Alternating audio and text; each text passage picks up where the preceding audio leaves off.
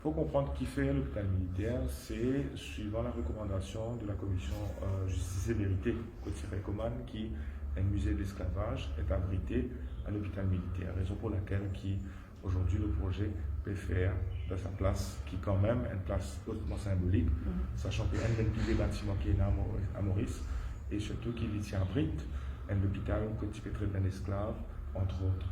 Et suivant la recommandation comme on disait de la commission, nous commençons ce travail, c'est plusieurs consultations. Et l'année dernière, le Premier ministre il fait le lancement de première phase du projet de réhabilitation du bâtiment en vue d'aménage un musée intercontinental de l'esclavage. Depuis le lancement, à ce jour, la première phase est terminée. La première phase, c'était quoi? C'était une exposition temporaire, mais également l'invitation à un public pour venir faire une consultation. Et une consultation, c'est qu'ils ont pensé comment ils ont envie de trouver votre musée et surtout une ouverture avec les autres du monde qui ne sont même pas nécessairement descendants de l'esclave, mais toute la population.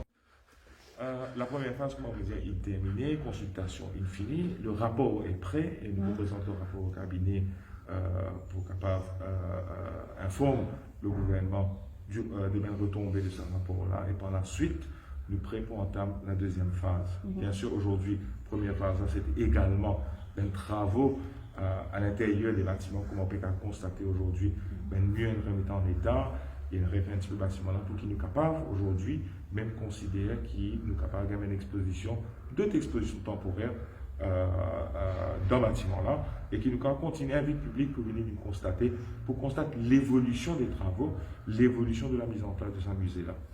Et aujourd'hui, nous faisons une visite accompagnée de l'ambassadrice de France. C'est parce que ce musée-là, quand même, nous sommes bien capables de développer en collaboration avec les autres États amis, en l'occurrence la France, parce que nous sommes bien quand même une expertise que ce soit par rapport à la mise en place même, mais surtout pour l'aménagement, l'ameublement, mais l'habillage du musée.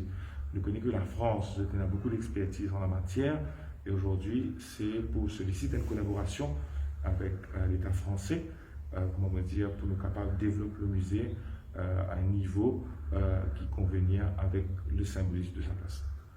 Je suis extrêmement impressionnée et très heureuse d'avoir pu faire la visite ici ce matin de ce futur musée intercontinental de l'esclavage, sur l'invitation de M. le ministre de la Culture, que je remercie chaleureusement.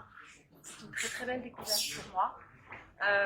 C'est un musée, je crois, qui est extrêmement, qui va être très important pour le rayonnement de Maurice.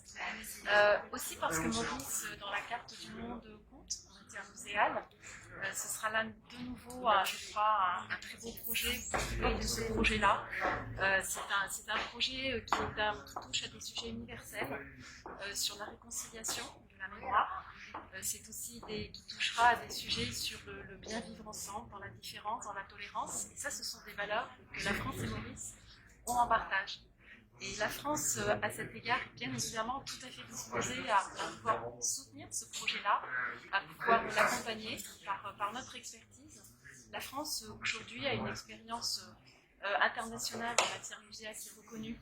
Et nous serons particulièrement heureux de pouvoir travailler avec les équipes en charge du projet ici à Maurice. Je vous remercie.